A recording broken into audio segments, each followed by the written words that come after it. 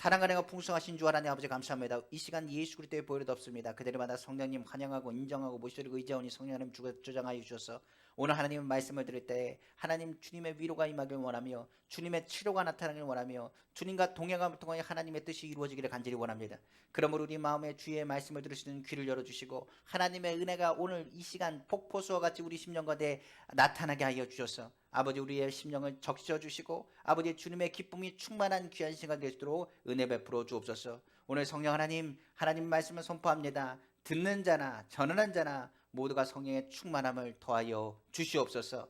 이 모든 말씀 만왕의 왕이시고 만주의 주가 되시며 능력에 능치 못하심 없으시며 살아서 역사하시는 우리 주 예수님의 이름으로 축복하고 기도합니다. 아멘.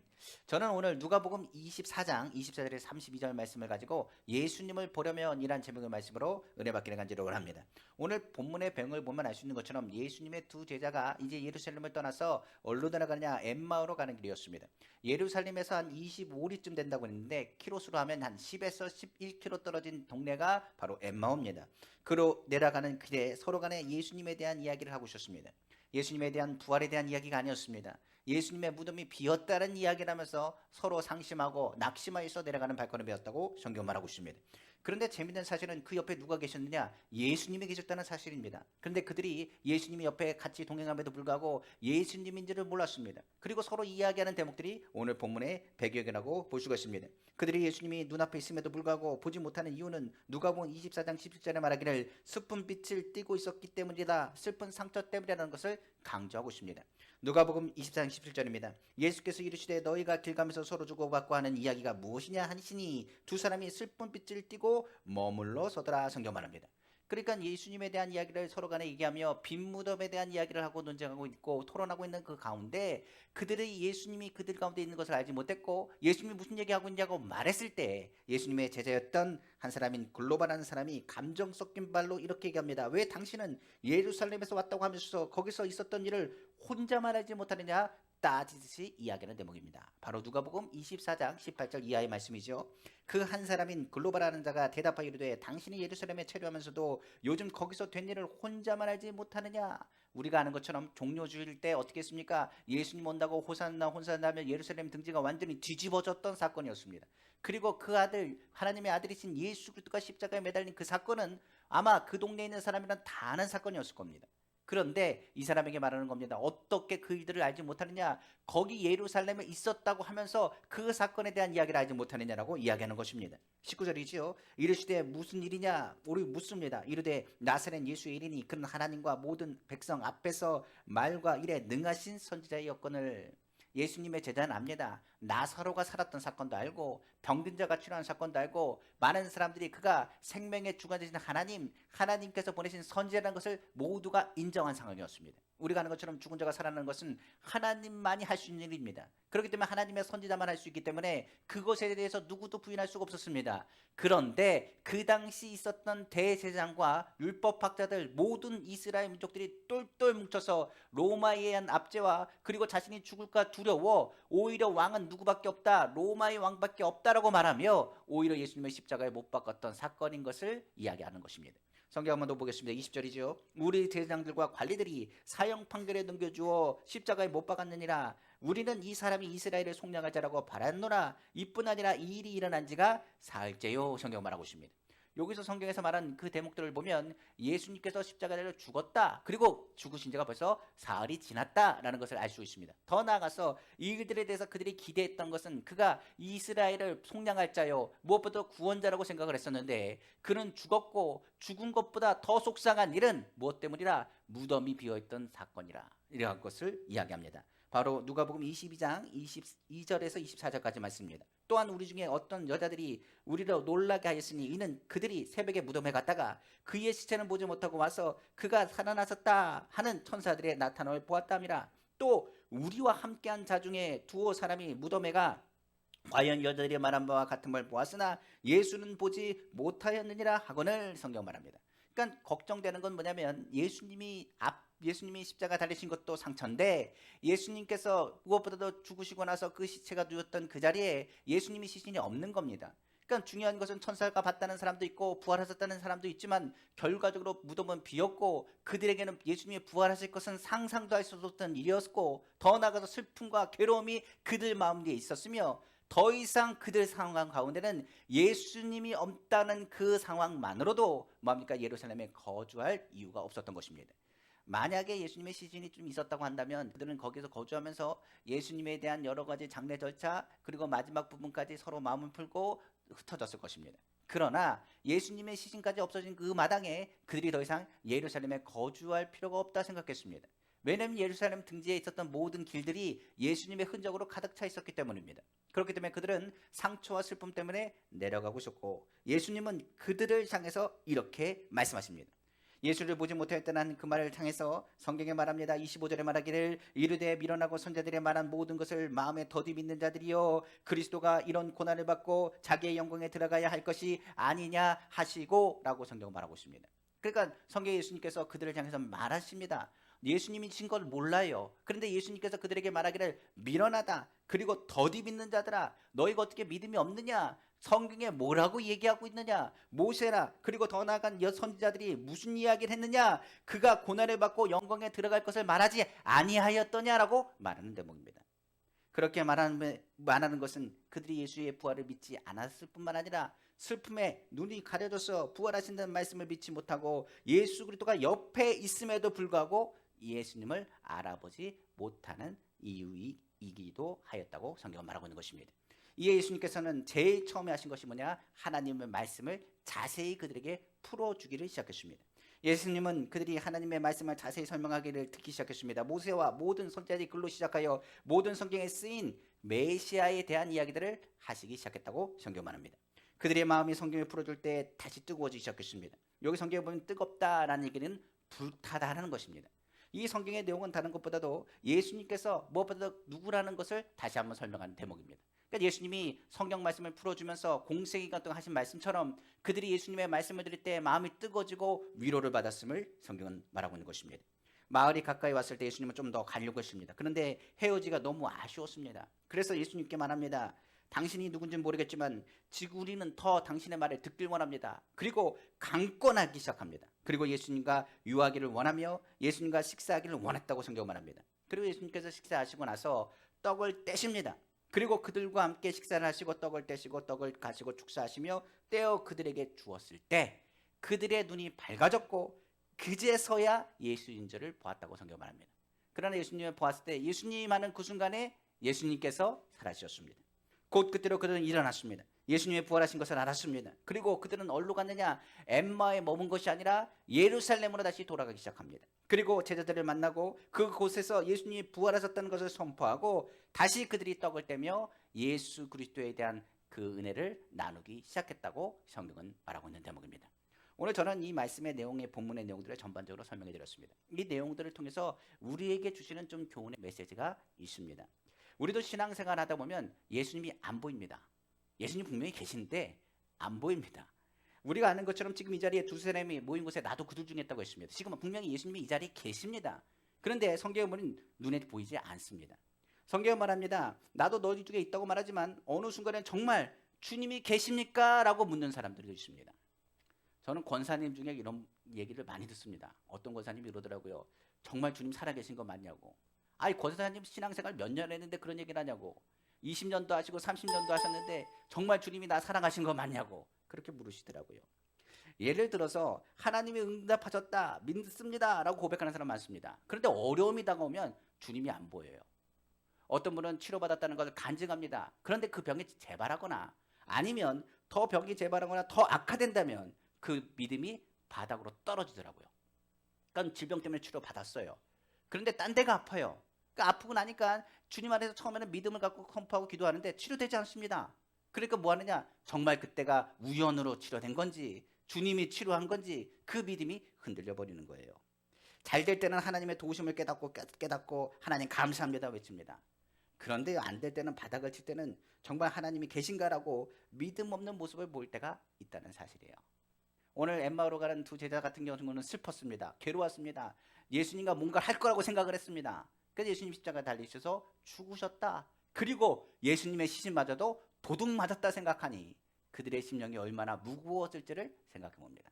그러니까 그들이 내려가는 길은 내리막길이에요. 신앙도 내리막길이죠. 그러니까 내리막길이 왔을 때는요, 아무것도 안 보여요. 하나님이 계시는 건 아는데 하나님이 계시지만 하나님이 나랑 관심이 있으신가라고 묻을 수가 있다는 얘기입니다. 우리는 이 대목의 답을 이제 욥기서에서 한번 발견할 수 있어요. 욥에 대한 한번 질문 한번 보면 우리가 그것을 압니다. 욥이 왜 괴로운지 하나님이 안 보입니다. 그러나 예전에 하나님이 안 계셨는가? 아닙니다. 성경 보면요, 이제 욥이라는 이야기를 들어보면, 욥기서를 보면 욥이 하나님의 복을 받은 것을 알아요. 그리고 성경에서 뭐라 그랬냐? 사단이 참소할 때 이렇게 얘기합니다. 하나님이 욥에게 복을 주셨기 때문에 욥이 하나님을 경외하는 거 아닙니까? 라고 말합니다. 그러니까 욥은 어떻게 하느냐? 내 복이 하나님이 나에게 복을 주셨다는 걸 누구보다 알아요. 자녀들에게 복 주신 것도 하나님이 나에게 복을 주셨다는 거 압니다. 그리고 친구들의 대화를 통해서 아는 것처럼 하나님에 대한 이야기를 했을 때 친구들에게 말합니다. 나도 안다고. 하나님이 나 만나주셨고 나에게도 말씀하셨고 내 길을 인도하셨다고. 근데 문제는 욥이 얘기하는 그 말 가운데 욥이 상처받은 대목을 알 수 있습니다. 욥은 하나님이 안 계시다는 게 아니에요. 신앙생활을 오래 하다 보면 하나님이 안 계시다는 게 아닙니다. 하나님 계시는 거 알아요. 그런데 중요한 것은 뭐냐면 욥에 의해서는 이렇게 말합니다. 하나님은 계시는데 나같이 먼지 같은 사람을 기억하실까? 혹시 나를 잊어버리신 건 아닌가? 라고 얘기하는 거예요. 욥이 하는 것처럼 모든 것을 창조하신 건 하나님이십니다. 그런데 내가 모든 창조의 모든 걸 보면 나는 정말 먼지만도 못한 존재예요. 그렇기 때문에 하나님이 나에게 복 주신 것도 알고 하나님이 나를 축복하신 것도 알지만 지금 이 고난 중에서도 하나님께서 나를 도우심이 맞는데 하나님이 돕지 않은 것은 어찌 보면 나를 잊어버리신 게 아닌가. 혹시나 나의 고난에 대해서 왜 침묵하시는지, 내가 혹시나 뭘 잘못했나, 여러 가지 생각들을 갖게 되는 거죠. 그래서 이곳에서 혹시나 나를 잊어버린 게 아닌가라고 괴로워하는 욥의 모습을 우리가 생각해 볼 수 있어요. 그러니까 욥기서의 내용들을 보면 아는 것처럼 욥은 하나님을 만나러 가지만 하나님이 눈에 보이지 않습니다. 그러나 영적으로 보면 하나님의 문제가 아니라 사단이 참소했던 것도 욥을 알지 못해요. 그러나 나중에 욥이 하나님을 만났을 때 하나님께서 말씀하십니다. 뭐 천지 창조에 대한 모든 걸 보이십니다. 그러니까 정말 자기가 생각하기처럼 먼지보다 작은 존재가 자기예요. 그런데 주님은 뭐라고 말씀하시냐? 이 먼지보다 작은 나를 아시고 기억하시고 오히려 성경에 말하기를 새 친구들의 말 또한 기억하고 계신 것이 하나님이십니다. 그러니까 하나님께서는 함께 하실 뿐만 아니라 욥에게 말합니다. 욥이 또 고백합니다. 주님, 내가 귀로 들었지만 이제 눈으로 봅니다. 하나님이 나와 함께 하신 걸 내가 압니다. 더 나아가서 하나님 멀리 계신 것도 아니고 바로 곁에 계십니다. 그리고 내가 이것을 이젠 깨달아 압니다라고 고백하는 욥의 고백을 우리가 들을 수가 있는 거죠. 오늘날 우리에게도 동일하게 교훈하고 싶습니다. 주님 부활하셨어요. 지난주 이제 부활주일이 지났는데 부활하신 주님을 우리가 알고 주님이 생명의 주가 되는 걸 압니다. 그런데 이제 코로나 시대다 보니까 많은 사람들이 주님을 못 봐요. 정말 예수님 부활하셨느냐 얘기하는 사람들도 있더라고요. 성경에서 말합니다. 예수님 부활하셨고 그들과 교제했습니다. 하나님이 구주신 것을 우리는 압니다. 베드로가 고백합니다. 예수님은 이제 눈에 보이지 않습니다. 그러나 예수님은 눈에 보이지 않으나 내가 예수님이 하셨던 모든 일들을 기억하고 그 가운데 선포합니다. 그럼에도 불구하고 내가 예수님을 뭐 한다고요? 사랑합니다라고 고백합니다. 요한계시록에 썼던 요한은 말합니다. 마라나타 주 예수여 오소 오시옵소서. 주님이 살아계시고 하나님 보좌 우편에 앉은 것을 내가 보았습니다라고 고백합니다. 우리의 삶 가운데 믿음이 더뎌서 절망과 낭망의 순간에 예수님을 혹시나 잊어버리고 살지 않는지를 점검해 봐야 되는 것입니다. 오늘 성령 안에서 하나님의 말씀과 예배를 통하여 우리의 고백이 달라지고 오늘 부활의 주님을 다시 보기를 다시 한번 주님의 이름으로 축원합니다. 신앙은 주님을 보는 거예요. 그래서 오늘 이 시간 하나님 말씀 속에서 주님 이 자리에 계십니다. 우리가 뭐 하느냐? 못 느껴요. 우리가 슬픔과 낭만 같다면 다시 그 주의 말씀을 회복하시길 원합니다. 그리고 회복하심을 통해서 주님이 우리와 함께 하시고 동행하심을 깨닫는 귀한 시간 되기를 다시 한번 주님의 이름으로 축복합니다. 첫 번째로 그러면 예수님 보내면 어떻게 할까요? 오늘 성경 분명히 말하고 있습니다. 그리스도의 사랑을 회복하라고 말씀하고 있어요. 성경 한번 다시 보면 예수님의 대화 속에서 그들의 마음이 뜨거워졌다고 말합니다. 그러니까 헬라어에서는 이 뜨거워졌다는 말을 뭐라고 얘기하느냐? 불타졌다, 불타고 만드셨다라는 것을 말합니다. 근데 언제 불탔느냐? 예수님과의 대화 속입니다. 그러니까 예수님께서 무슨 말씀하셨냐? 모세와 선지자들과 성경에 대한 내용들을 풀어주시기 시작했습니다. 그리고 그 성경의 내용들은 누구의 내용이냐? 바로 예수님 메시아가 누구라는 것을 설명하는 내용이었습니다. 그들의 마음이 뜨거워지셨겠습니다. 하나님의 말씀을 듣는 순간에 하나님이 세상을 이처럼 사랑하사 독생자를 주시니 저를 믿는 자마다 멸망치 않고 영생을 얻게 하려 하심이니라. 하나님의 아들인 예수 그리스도 메시아가 이 땅에 오실 것이라. 그가 찔림 우리 허물 때문에 상함 우리 죄악 때문에 징계를 평안을 이루고 채찍에 맞음으로 나음을 입었도다. 주의 말씀을 듣고 듣때 마음이 뜨거워지기 시작하고 심장이 다시 뛰기 시작하는 것입니다. 오늘 주의 말씀을 들을 때 다시 심장이 뛰길 원하고 다시 그리스도의 사랑을 체험하기를 간절히 원합니다. 다시 한번 그 열정이 뜨거워지기 시작하는 것입니다. 그리고 나니까 예수님을 보내기가 싫습니다. 예수님이 조금 더 내려가려고 하니 예수님이 누군지 예수님이 그들은 알아보지 못했지만 그 사람에게 말하기를 붙잡아서 얘기합니다. 더 말씀을 듣고 싶습니다. 당신의 말씀을 들을 때 예수님께서 말씀하실 때 그 말씀처럼 내 심장이 다시 뜁니다. 그러니까 그 말씀을 듣고 나서 이제 같이 동행하여 강권하기 시작합니다. 하나님 말씀을 들을 때는요, 하나님이 우리를 얼마나 사랑하는지를 깨닫게 하거든요. 주의 말씀을 들을 때는요, 오늘 예배를 드리며 하나님의 말씀을 선포할 때는 주님이 나를 얼마나 사랑하시는지를 선포하는 것이 예배요 말씀입니다. 이 세상 사람 다 나를 몰라준다 할지라도, 아무도 나를 믿어주지 않는다 할지라도, 아무도 나를 사랑하지 않는다 할지라도 주님이 우리와 동행하시고 우리에게 주시는 말씀은 내가 너를 버리지 않고 내가 너를 떠나지 않고 내가 너와 항상 함께한다는 메시지를 우리에게 주시기 때문입니다. 예수님께서 왜 고난당하셨을까요? 예수님께서 왜 죽으셨을까요? 그들이 그 말을 음성을 듣습니다. 예수님이 왜 고난당하셨을까? 예수님이 왜 십자가에서 죽으셨을까? 성경의 선지자들은 얘기합니다. 하나님이 너희를 사랑하기 때문에 그 아들이 고난을 대신 당하고 너희 죄를 청산하시기 위해서 죽으셨으며 그가 다시 사신다라는 것을 성경은 말하고 있는 것입니다. 고린도후서 5장 14절에 이렇게 말합니다. 그리스도의 사랑이 우리를 강권하시는도다. 누구의 사랑이요? 그리스도의 사랑이 우리를 뭐한다고요? 강권하신대요. 그래서 예배는요, 강권하여 모이는 겁니다. 성경에 말하죠. 뭐랍니까? 복음을 전할 때 강권하여 주의 전을 뭐하라고요? 채우라고 말합니다. 강권하신다는 거예요. 나의 마음을 강하게 주님께서 권하시고 붙잡으십니다. 누구의 사랑이요? 하나님의 사랑. 오늘 주의 말씀이 다시 심장을 뛰게 해야 됩니다. 내 죽어있는 심령이 주의 말씀을 통해서 하나님이 정말 나를 사랑하시고 나를 붙잡으신다는 것을 깨달아야기를 다시 한번 주님의 이름으로 축복합니다.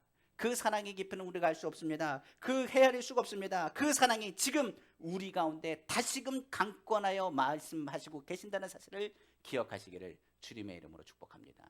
한번 성경 볼까요? 누가복음 24장 32절입니다. 그들이 서로 말하되 길에서 우리에게 말씀하시고 우리에게 성경을 풀어주실 때에 우리 속에서 마음이 뜨겁지 아니하더냐 하고 성경은 말하고 있는 것입니다. 엠마오 가는 그들을 바로 예수 그리스도가 말씀하신 그 말씀, 머리는 자꾸 슬프고 잊어버리려고 하는 그 마음인데 가슴은 자꾸 그분의 말씀을 들을 때마다 심장이 뛰기 시작합니다. 오늘 주님이 말씀하십니다.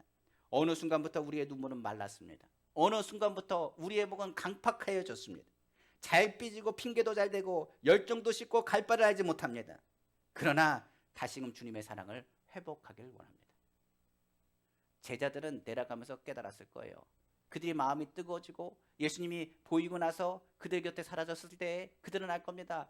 여지껏 우리와 동행하신 주님, 주님은 먼 데 계신 것이 아니라 우리와 함께 하시는구나 하는 것을 깨달아 알았을 것입니다. 우리의 사랑 주님이 아세요. 도마를 향해서 믿음 없는 자가 되지 말고 믿는 자가 되라고 말씀하신 주님, 오늘 믿음 없는 자가 되지 말고 믿는 자가 되길 원합니다. 우리가 영안을 열고 딱 보면 우리는 깨달을 겁니다. 나는 주님 어디 있냐고 찾고 있는데 주님은 나를 보고 계세요. 내가 눈을 마주쳤을 때 주님이 나의 눈을 이미 그 눈을 나에게 향하고 뜬다는 사실을 깨닫게 될 것입니다.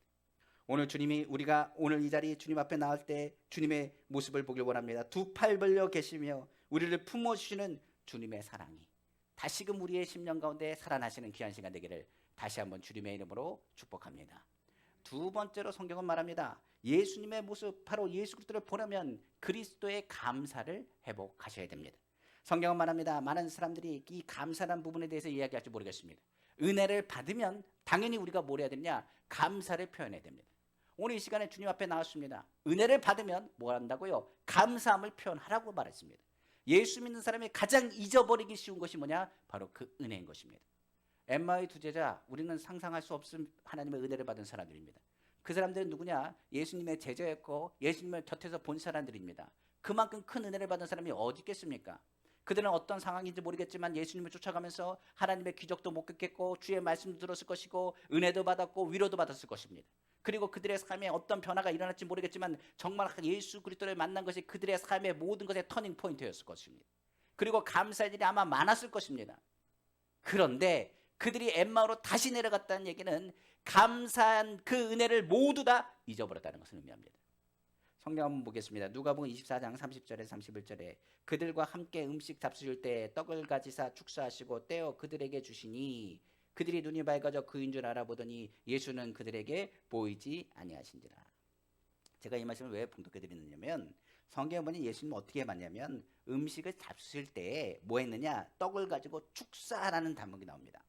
이 축사라는 대목은 어디서 나오느냐, 성경에 보니까 이 나사로를 살릴 때도 이제 축복기도 하시고 라는 대목을 나오고요. 성경에 보면 오병이의 기적을 일으킬 때도 예수님께서 어떻게 하시냐, 그 떡 보리떡 5개와 물고기 2마리를 들고 나서 축사하시고 축복기도 하시고 라는 대목을 이제 성경은 이야기하고 있습니다. 그래서 축복기도라고 생각을 하는데 이 축사라는 그 대목을 뭐라고 표현하느냐, 본문에서는 이렇게 합니다. 이 축사를 감사기도 하시고래요. 감사기도 하시고.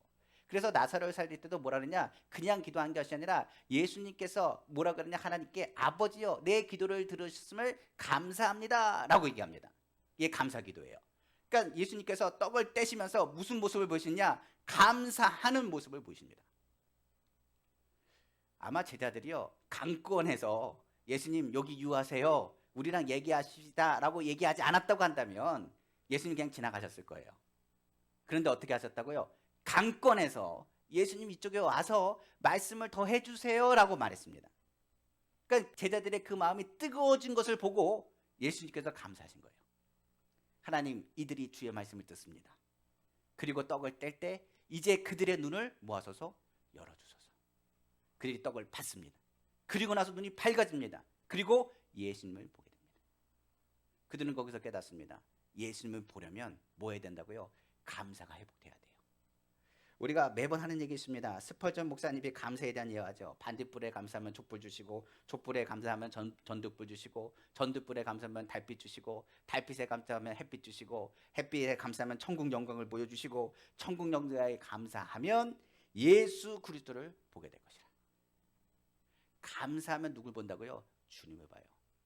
시편에 말한 얘기 있죠. 감사로 제자가 하나님을 영화롭게 하느니 그 얘기를 옳게 하는 자에게 하나님의 구원을 보시리라. 하나님의 구원이 뭡니까? 예수 그리스도예요. 하나님의 구원은 예수 그리스도고, 예수 그리스도가 감사가 회복된 사람이 예수 그리스도를 보는 사람이고, 그 행위를 옳게 한다는 건 뭐겠습니까? 모든 은혜를, 하나님이 주는 은혜를 기억하고 하나님 앞에 감사하는 사람의 행동을 바로 의미할 수 있습니다. 그러니까 감사로 예배드리는 자가 하나님을 뭐 한다고요? 영화롭게 하나니, 그 행위를 옳게 하는 자에게 모든 것 가운데 하나님 주신 것이 하나님의 은혜입니다. 고백하며 그 은혜 가운데 주님의 축복을 기대하는 사람에게 하나님은 예수 그리스도를 보여주십니다. 감사하는 자리, 오늘날 어떤 자리겠어요? 기적의 자리입니다. 이 기적의 자리는 오늘날 얘기할 때 예수 그리스도의 십자가의 자리가 기적의 자리예요.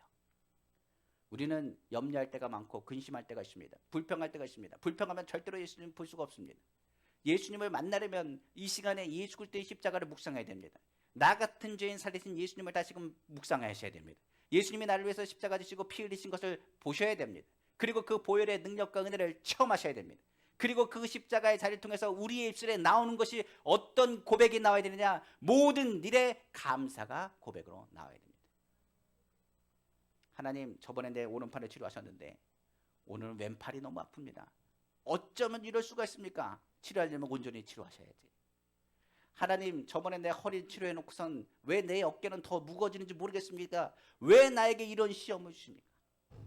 하나님, 자녀 문제가 너무 큰데 이 자녀 문제 어떻게 해결하시려고 나한테 이런 십자가를 저에게 주십니까? 왜 나에게 이런 일들이 일어납니까? 그러면요, 변화될 일이 없습니다. 기도할 때 하나님, 오른손 치료하셨는데 감사합니다. 제가 감사가 좀 부족했습니다. 이 왼팔 주신 것도 감사합니다.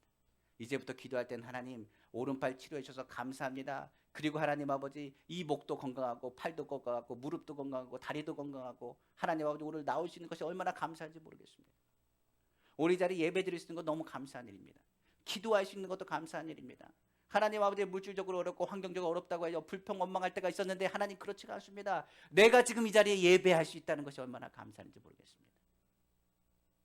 조그만한 일에도 감사하면 하나님은 더 큰 감사의 조건들을 깨닫게 해주신 것입니다. 그러므로 십자가의 자리가 우리의 죄와 허물을 씻고 새롭게 하시는 자리인 것을 알게 되는 것입니다. 바로 우리가 감사의 일은 더 많은 감사를 낳게 되고 더 감사하다 보면 우리 안에 누가 계신 것을 깨닫게 되느냐? 예수 그리스도가 거하심을 깨닫게 되는 것입니다. 우리가 감사를 선포하면 주변에서 물어볼 거예요. 뭐가 감사하냐면, 뭐가 감사하냐고. 난 주님 때문에 감사하다고. 그러면 다른 사람들은 누굴 보느냐? 그 사람을 보지만 그 사람이 만나고 있는 누굴 보고 싶어 하느냐? 예수님을 보고 싶어 해요. 예전에 우리 감사 많이 했습니다. 그냥 길을 걷다가 쩔뚝대도 감사했고요. 아파도 감사했고요. 힘들어도 감사했습니다. 근데 지금 신앙생활의 감사는 많이 사라졌어요. 옛날에는 하나님께 드리는 것을 더디 드리지 않았습니다. 그리고 주님 앞에 나오는 것도 두려워하지 않았습니다. 걱정하지 않았습니다. 염려하지 않았습니다. 자녀들의 문제 때문에 근심했습니까? 근심하지 않았습니다. 뭐라 했냐? 하나님께서 다 알아서 하십니다라고 믿음으로 선포했습니다. 그리고 뭐라 했냐? 건강하게만 자라도 감사합니다. 근데 어느 순간부터인지 이 감사가 조금씩 사라지더라고요. 우리가 이곳에 왔을 때 얼마나 감사한지 몰라요. 그런데 여기서 감사해서 멈추면 안 되고 더 감사하면 더 좋은 것을 주님이 우리에게 주십니다. 마지막 세 번째로 예수 그리스도를 보려면 우리는 그리스도의 사명을 회복해야 됩니다. 여기 성경에 보면 예수님 봤어요. 그런데 보자마자 예수님 보이지 않았습니다. 그런데 그들은 어디로 가면 예수님을 만나는지 알았습니다. 왜냐하면 예수님께서 하셨거든요. 예루살렘에서 만날 것이라는 얘기를 하셨어요. 그러니까 예루살렘 가면 누굴 만나리라? 예수님을 만나리라. 그랬더니 엠마에 있던 그 자리에서 다시 일어나서 올라가기 시작했냐? 예루살렘으로 올라가기 시작했습니다. 힘을 내고 그들은 올라갑니다. 그들이 올라가는 이유는 두 가지입니다. 예수님을 만나기 위해서요. 두 번째는 예수님을 아직 못 만난 사람들에게 부활의 기쁨을 전하기 위해서 올라간 것입니다. 이것이 바로 믿는 자의 사명이에요. 그럼 오늘날 우리의 사명은 뭘까요? 우리의 사명은요, 예루살렘으로 올라가야 돼요. 무슨 얘기냐? 예루살렘에 주님이 계신 곳, 바로 하나님의 성전으로 올라가야 돼요. 오늘날 우리에게 말씀하신 건 무엇이냐? 우리는 교회로 모여야 돼요.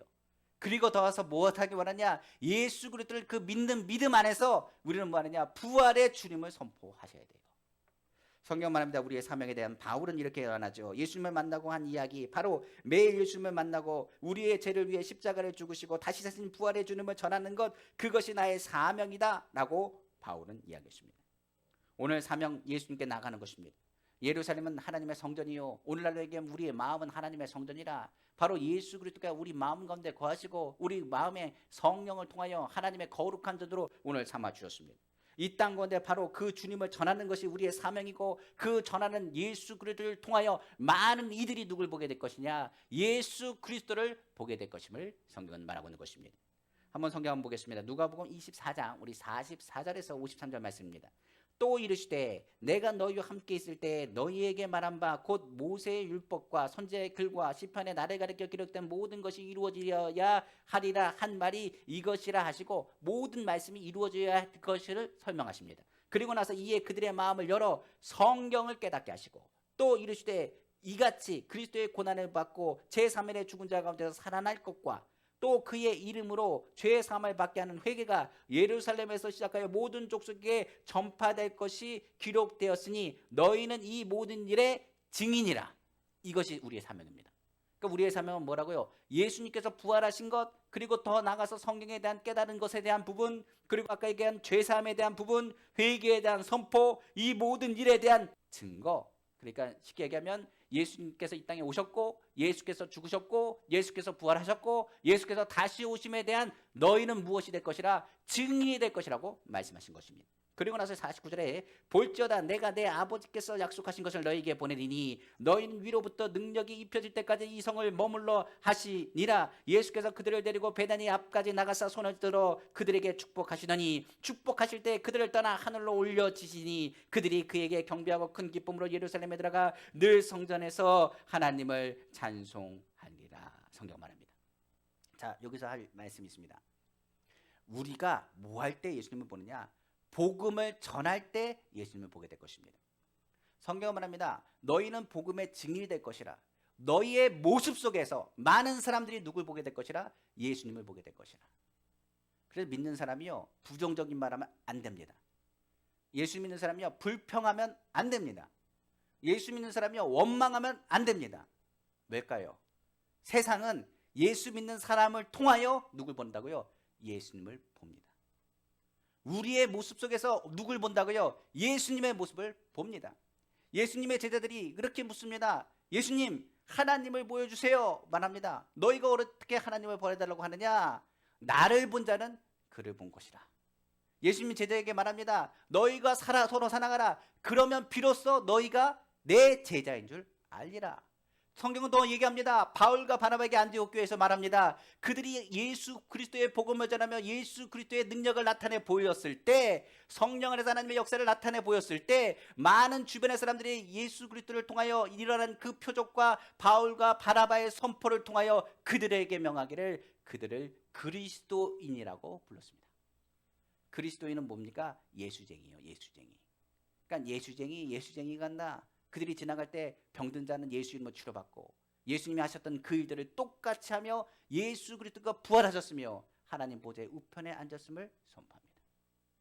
고린도전서에서 얘기합니다. 예수님에게 말합니다. 지금은 우리가 거울을 보는 것처럼 우리가 서로 보는 것이 희미할지 모르겠으나 그때는 얼굴과 얼굴을 마주 대하여 볼 것이요, 우리 안에 있는 예수님을 그들에게 나타내 보이는 것이 우리의 사명이 되는 것입니다. 그러므로 예수 그리스도의 능력이 나타나기 위해서 성령이 우리 가운데 거하시고, 성령이 하시는 일이 바로 예수님을 기억나게 하고 생각나게 할 뿐만 아니라 상처받고 낙심하고 낭망한 자들에게 주의 복음을 전함을 통하여 그들 삶 가운데 기쁨이 충만하고 예수 그리스도의 살아계심을 선포하게 하는 것, 그것이 우리의 사명입니다. 그래서 예수님을 만나는 것은요, 다른 것이 아닙니다. 예수님이 보인다는 것은 그 자리에 치료가 나타나야 돼요. 예수님이 보이는 그 자리에는 주님의 기적이 나타나야 됩니다.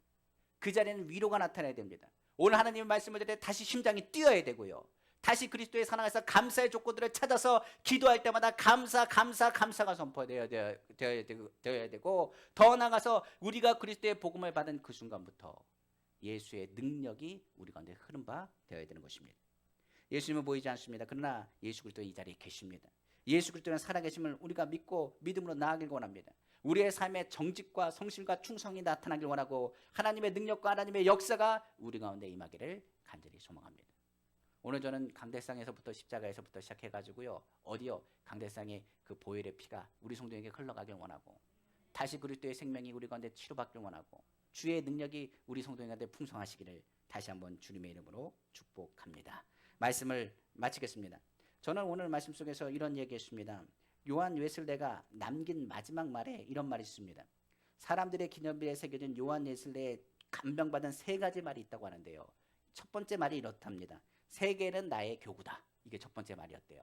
두 번째 요한 웨슬레의 한 말은 하나님께서는 당신의 일꾼은 땅에 묻으시나 당신의 일은 계속해 나가신다.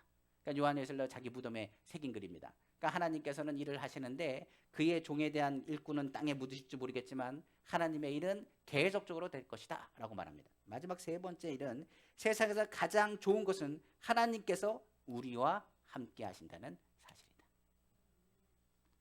요한 웨슬레가 기억한 것은 다른 것이 아닙니다. 하나님이 우리와 함께 하신다. 그는 그를 통하여 끝까지 죽기까지 사명을 감당할 때 하나님의 역사가 그건데 나타나게 된 것입니다. 제가 좋아하는 찬양 중에 사명이라는 곡이 있거든요. 그 곡 한번 읽어드릴게요. 주님이 홀로 가신 그 길 나도 따라가오. 모든 물과 피로 흘리신 그 길을 나도 가오. 험한 산도 나도 괜찮소. 바다 끝이라도 나는 괜찮소. 죽어가는 저들을 위해 나를 버리길 바라오. 아버지 나를 보내주오. 나는 달려가겠소. 목숨도 아끼지 않겠소. 나를 보내주오. 세상이 나를 미워해도 나는 사랑하겠소.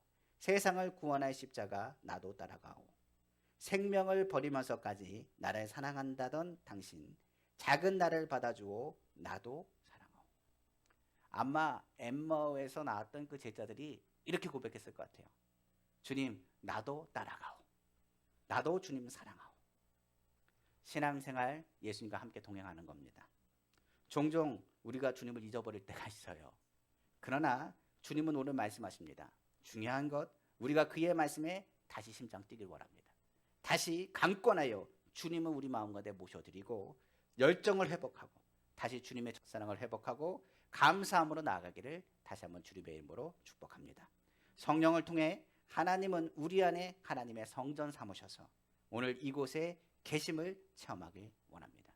부르신 이곳에서 예배하고 부활하신 주님, 그 주님이 오늘 여기 계시며 주님과 교제하시고 풍성한 생명이 우리 성도님의 가정 가운데 넘치도록 흐르기를 다시 한번 주님의 이름으로 축복합니다. 기도하겠습니다. 사랑의 주 하나님 아버지 감사합니다. 다시금 우리의 심장이 뛰길 원합니다. 다시금 성령의 재충만의 역사가 나타나길 원합니다. 이제 우리의 눈을 열어 주님의 형상을 닮아가게 하옵소서.